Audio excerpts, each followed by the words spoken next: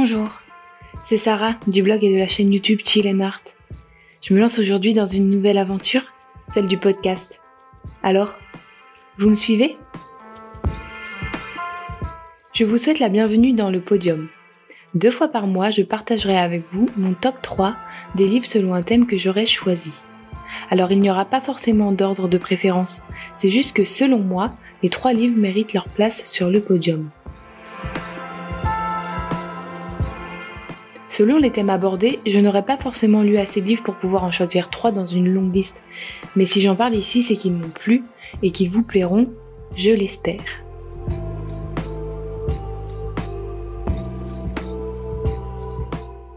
Un thème, 2 émissions par mois, 3 livres. 3, 2, 1. Alors, qui mérite sa place sur le podium ?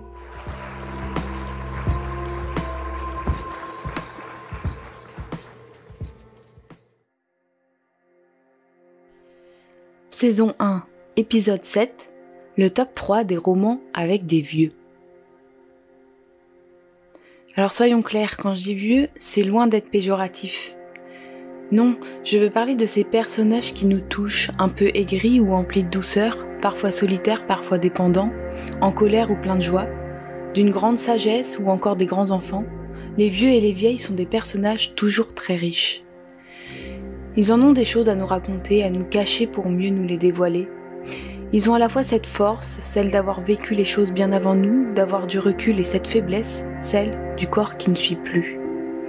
Mais dans un roman, le vieux et la vieille, si parfois nous agacent par leur côté taiseux, ils nous impressionnent lorsque l'on découvre pourquoi ils sont ce qu'ils sont devenus. Leur vie, leurs blessures, leurs joies, leurs réussites, leurs amours, leurs regrets, leurs remords.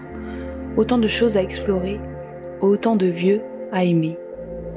Alors, quel livre mérite sa place sur le podium ?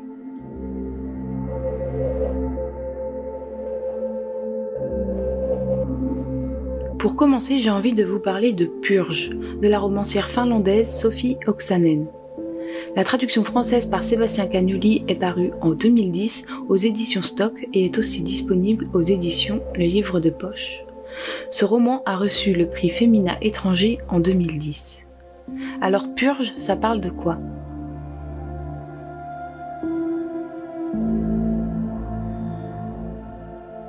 Retour en Estonie, en 1992 lorsque l'Union soviétique s'effondre et que la République d'Estonie est rétablie. La vieille Alide vit cloîtrée dans sa ferme, seule, jusqu'au jour où, dans son jardin va apparaître Zara, une jeune femme blessée, meurtrie et poursuivie par des proxénètes russes. Les 2 femmes pourtant si différentes vont finir par s'apprivoiser. D'abord méfiante, la vieille Alide va peu à peu se décider à protéger la jeune Zara. Une amitié va naître et lier ces 2 femmes brisées et maltraitées par leur histoire et leurs secrets. Purge est un roman qui promène le lecteur dans le temps et dans l'espace. On passe des années 30 aux années 90 à l'aide de flashbacks toujours bien amenés. On suit la vie de la jeune Alide en Estonie avant de la retrouver à un âge avancé, seule dans sa ferme. Le lecteur découvrira aussi la vie de Zara avant son arrivée à la ferme entre Vladivostok et Berlin. Les sujets évoqués ici sont durs. Sophie Oksanen offre un roman sulfureux qui soulève de nombreuses questions sur la guerre, la trahison, la torture, la prostitution. Si le sujet est lourd, les secrets portés par les 2 femmes le sont tout autant, et l'autrice nous les livre dans un texte juste et bouleversant. Écoutez plutôt.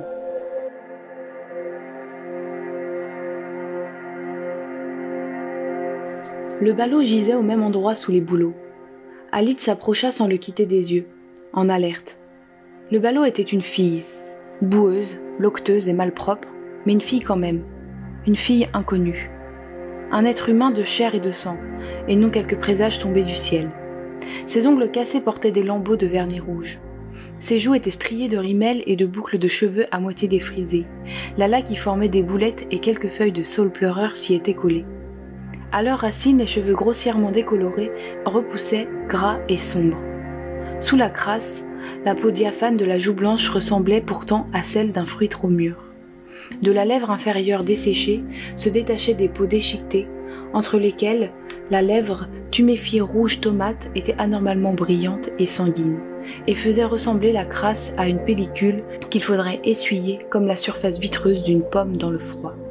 Une teinte violette s'était accumulée dans les plis des paupières et les bas noirs translucides étaient troués.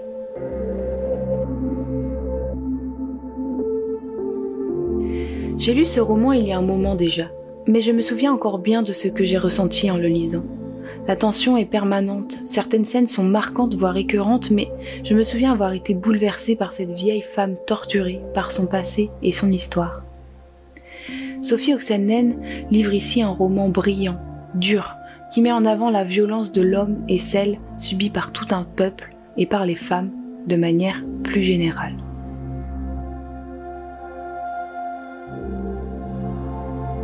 Le second roman dont j'ai envie de vous parler est Le vieux qui lisait des romans d'amour, de l'auteur chilien Luis Sepúlveda. Ce roman est traduit de l'espagnol par François Maspero et est paru aux éditions Métellier en 1992. Le vieux qui lisait des romans d'amour, ça parle de quoi ?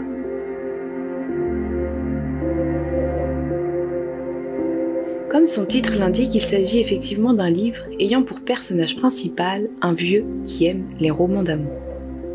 Il les aime tristes, avec des gens qui s'aiment pour de bon, mais il aime quand ça finit bien. Ce vieux, c'est Antonio José Bolívar Proaño, et s'il aime les romans d'amour, c'est pour oublier la barbarie de l'homme. En effet, un jour, Antonio José est appelé par le maire d'El Idilio, un village équatorien à la frontière de la forêt amazonienne, pour donner son avis sur un cadavre. Le maire est persuadé que l'homme a été tué par les Indiens Shuar, mais Antonio José, lui, est sûr qu'il s'agit d'une femelle Oslo. S'ensuit alors une chasse à la panthère. Antonio José est un homme qui connaît parfaitement la forêt et ses secrets, après avoir vécu des années avec les Indiens Shuar. Ce court roman d'une centaine de pages en version poche est une petite pépite. Tout d'abord grâce à son personnage, ce vieux, ce sage, qui connaît son environnement et la nature qui l'entoure. Et ensuite, grâce à ce message fort qu'il porte. Le vieux qui lisait des romans d'amour est un hymne écologiste qui dénonce l'avidité et l'ignorance de l'homme blanc en faisant le parallèle avec le respect et l'harmonie dans laquelle vivent les Indiens avec la nature. Écoutez ce court passage.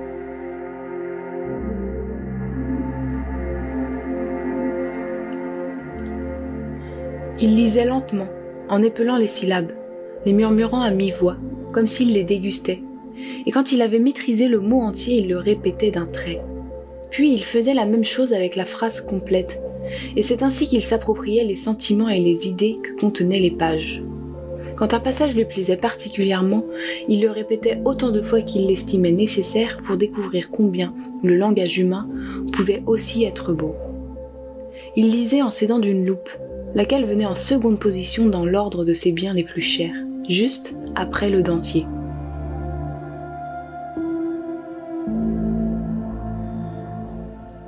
Ce roman met aussi en avant l'importance de la lecture dans l'ouverture d'esprit, dans l'ouverture sur le monde, à d'autres cultures, à d'autres traditions.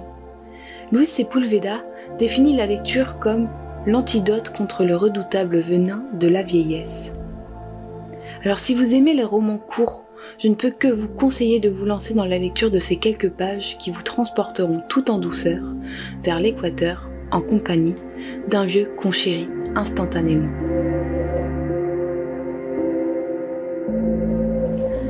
Pour finir, parlons d'un roman qui m'a énormément touchée. Il s'agit de La Porte de la romancière hongroise Magda Szabó. Sa parution originale a eu lieu en 1987, mais il faudra attendre 2003 pour qu'il soit publié en France aux éditions Viviane Ami. Il remportera à cette occasion le prix Femina étranger. Alors La Porte, ça parle de quoi ?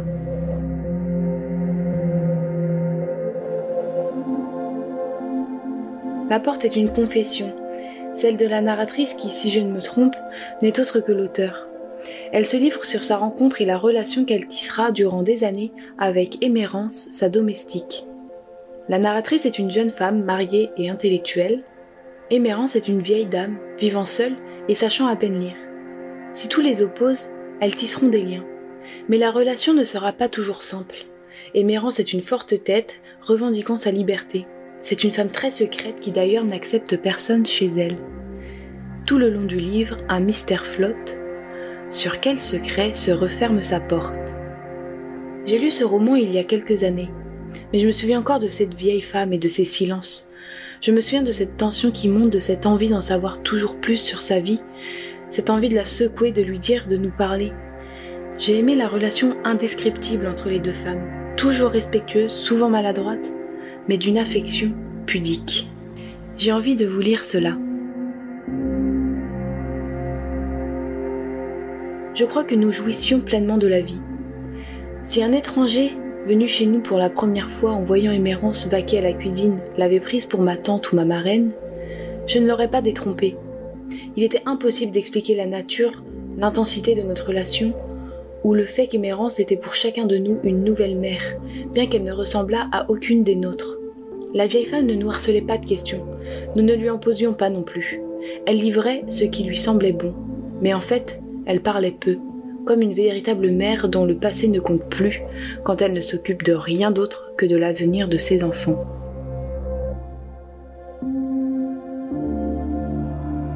Si ce n'est pas déjà fait, je vous conseille vraiment de lire ce roman d'une justesse incroyable.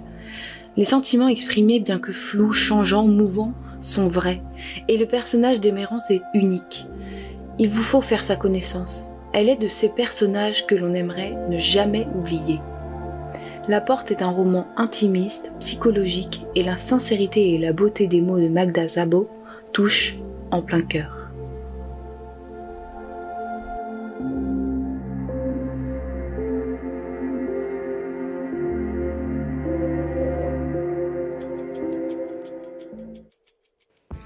Merci à vous d'avoir écouté le podium. J'espère que cette émission vous a plu. C'est tout nouveau pour moi. Si c'est le cas, n'hésitez pas à vous abonner au podium sur vos plateformes de podcast ou de streaming. Rendez-vous sur Instagram, sur mon compte Chill & Art Insta ou sur YouTube. J'aimerais remercier J-Solo pour la musique et l'ambiance sonore. N'hésitez pas à aller faire un tour sur Spotify et sur son compte YouTube, ça lui fera plaisir. Merci.